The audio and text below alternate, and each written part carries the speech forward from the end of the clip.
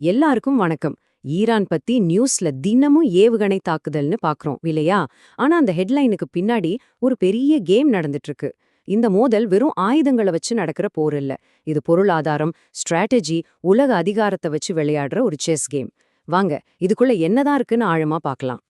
நம்ம இப்போ பாக்குறது எல்லாமே ஒரு பனிமலையோட நுனி மாதிரிதான். உண்மையான போர் ஸ்கிரீனுக்கு பின்னால தான் நடக்குதுன்னு இந்த அனாலிசிஸ் சொல்லுது. அப்போ அந்த உண்மையான போர் என்ன, அதோட ரூல்ஸ் என்ன, அதைத்தான் நாம இப்போ ஒன்னொன்னா பிரிச்சு மேய போறோம். ஓகே, இத நாம ஒரு 4 முக்கியமான பகுதியா பிரிச்சு பார்க்கலாம். முதல்ல களத்துல என்ன மாதிரி டெக்னிக்ஸ்லாம் யூஸ் பண்றாங்கன்னு பார்ப்போம். அடுத்து இதோட எக்கனாமிக் இம்பாக்ட் உலகத்தை எப்படி பாதிக்குதுன்னு பார்க்கலாம். மூணாவதா இதுக்கு பின்னாடி இருக்கிற ஜியோ பொலிட்டிக்கல் செஸ் கேம் என்னன்னு ஆராயலாம். கடைசியா இந்த மோதல் எப்படி மொத்த உலகத்தையுமே ஒரு டென்ஷன்ல வச்சிருக்கணும் அலசுவோம். சரி, முதல்ல கள நிலவரத்துக்கு வருவோம். ஈரான் மிலிட்டரி ரீதியா ரொம்ப வீக்கா இருக்கிற மாதிரி ஒரு பொதுவான கருத்து இருக்கு. ஆனா உண்மையிலே அப்படியா? ரெண்டு பக்கமும் என்ன மாதிரி ஸ்மார்ட் மூவ்ஸ் பண்றாங்கன்னு கொஞ்சம் டீப்பா பார்க்கலாம். இங்க பாருங்க, 2 வெவ்வேறு கதைகள் சொல்லப்படுது. ஒரு பக்கம் ஈரானோட ராணுவ பலம் காலி ஆயிடுச்சுன்னு சொல்றாங்க. ஆனா நம்மளோட இந்த பகுப்பாய்வு என்ன சொல்லுதுன்னா, அதுக்கு நேர்மாறா ஈரான் ரொம்ப கால்குலேட்டடா ஒரு லாங் டேர்ம் ஸ்ட்ராட்டஜியோட காய நகர்த்திட்டு இருக்குன்னு சொல்லுது. இந்த ஸ்லைட்ல இருக்கிற விஷயம் ரொம்பவே இன்ட்ரெஸ்டிங். இதுக்கு பேரு மிசைல் மேப்பிங் ஸ்ட்ராட்டஜி. அதாவது ஈரான் அவங்களோட பழைய விலை கம்மியான ஏவுகணைகளை பெரிய சேதத்தை உண்டாக்க அனுப்பல. அதுக்கு பதிலா எதிரியோட டிஃபென்ஸ் சிஸ்டம் எங்கெல்லாம் இருக்கு, எங்கெல்லாம் வீக்கா இருக்குன்னு கண்டுபிடிக்க ஒரு ஸ்பை மாதிரி அனுப்புது. இவ்ளோ புத்திசாலித்தனமான ஒரு மூவ் இல்லையா? ஓகே, அடுத்த கட்டத்துக்கு போலாம். இந்த போர் வெறும் ஆயுதங்களால மட்டும் நடக்கல. நம்ம அனாலிசிஸ் படி இது ஒரு பயங்கரமான இன்ஃபர்மேஷன் வார். இங்க உண்மையும் பொய்யும் கூட பவர்ஃபுல் ஆயுதங்களா பயன்படுத்தப்படுது. இந்த கோட் பாருங்க, பிரச்சனையோட ஆணி வேறையே தொடுது. 2 பக்கமும் வேணுனே ஃபேக் நியூஸ பரப்பி ஒரு பெரிய குழப்பத்தை உருவாக்குறாங்க. இதனால நிஜத்துல என்னதான் நடக்குதுன்னு நம்மால தெரிஞ்சுக்கவே முடியல. இந்த குழப்பமே ஒரு பெரிய ஸ்ட்ராட்டஜியா இருக்கு. இந்த குழப்பத்துக்கு இது ஒரு பெஸ்ட் எக்ஸாம்பிள்.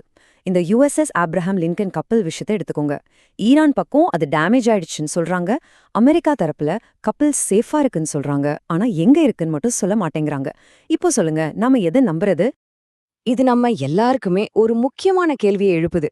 கட்டுக்கதைகளே போரோட ஒரு பகுதியா மாறும்போது நாம எப்படி உண்மையை கண்டுபிடிக்கிறது? இப்போ போர்க்களத்திலிருந்து நம்ம கவனத்தை கொஞ்சம் திருப்பி இதோட எக்கனாமிக் இம்பாக்ட் என்னன்னு பார்க்கலாம். மத்திய கிழக்குல நடக்கிற இந்த சண்டை உலகம் பூரா, ஏன் உங்க பாக்கெட் வரைக்கும் கூட பாதிப்பை ஏற்படுத்துதுன்னு சொன்னா நம்புவீங்களா? இங்கதான் விஷயம் இன்னும் சீரியஸா மாறுது. இங்க முக்கியமான பாயிண்ட் ஹார்மூஸ் ஜலசந்தி. இது உலகத்தோட ஆயில் ட்ரேடுக்கு ஒரு ஹார்ட் மாதிரி. இந்த அனாலிசிஸ் படி இந்த ஜலசந்தியை கண்ட்ரோல் பண்றதுதான் ஈரான் கையில இருக்கிற மிகப்பெரிய எக்கனாமிக் வெப்பன். இதோட விளைவுகளை நாம ஏற்கனவே பார்க்க ஆரம்பிச்சிட்டோம். இங்க பாருங்க, பாகிஸ்தான்ல பெட்ரோல் விலை 25% ஏறி இருக்கு. நம்ம இந்தியால பெங்களூர் மாதிரி பெரிய நகரங்கள்ல கொமர்ஷியல் கேஸ்க்கு தட்டுப்பாடு வந்திருக்கு. இது வெறும் ஆரம்பம்தான். இதோட தாக்கம் இன்னும் பெருசா இருக்கலாம். இப்போ இன்னும் பெரிய பிக்சரை பார்ப்போம். இது வெறும் ஈரானை சுத்தி நடக்கிற ஒரு லோக்கல் பிரச்சனை கிடையாது.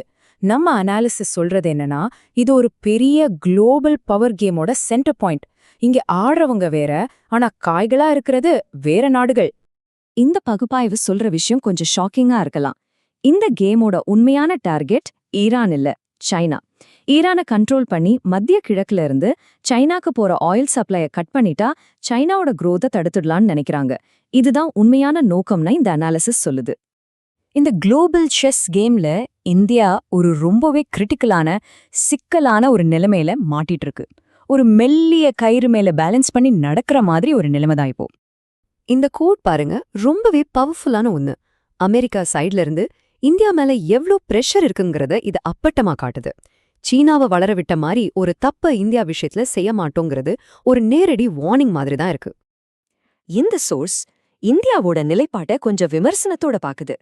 அமெரிக்காவோட பிரஷருக்கு இந்தியா சரியான பதிலடி கொடுக்காம அடிபணிஞ்சு போயிடுச்சோங்கிற ஒரு கேள்வியை இது எழுப்புது. தன்னோட ஃபாரின் பாலிசிய சுதந்திரமா முடிவு பண்ண முடியாம இந்தியா தடுமாறுதா? அப்போ இதோட எண்ட் கேம் என்ன? இந்த மோதலோட உண்மையான நோக்கம் என்னவா இருக்கும்? கடைசியில என்னதான் நடக்க போகுது? நம்ம பகுப்பாய்வு சொல்ற ஃபைனல் பாயிண்ட் கொஞ்சம் யோசிக்க வைக்கிற மாதிரி இருக்கும்.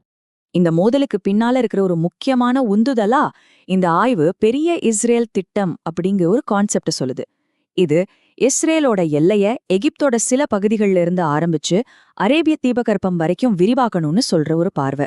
இந்த பிராந்தியத்தோட நீண்ட கால உத்திகளுக்கு இது ஒரு முக்கிய உந்து சக்தியா இருக்குன்னு இந்த சோர்ஸ் சொல்லுது. அப்போ கடைசியா நம்ம முன்னாடி நிக்கிற கேள்வி இதுதான். நாம இப்ப பாத்துட்டு இருக்கிறது வெறும் ஒரு பிராந்திய மோதலம் மட்டும்தானா, இல்ல ஒரு புதிய உலக ஒழுங்கு உருவாகிறதோட ஒரு வன்முறையான பிறப்பையா? இது 2 நாடுகளுக்கு நடுவுல நடக்கிற சண்டை மட்டும் இல்ல, உலகத்தோட அதிகாரத்தை யார் கையில வச்சுக்கிறதுன்னு தீர்மானிக்கிற ஒரு பெரிய முயற்சி. இதோட விளைவுகள் நிச்சயமா நம்ம எல்லாரையும் பாதிக்கும்.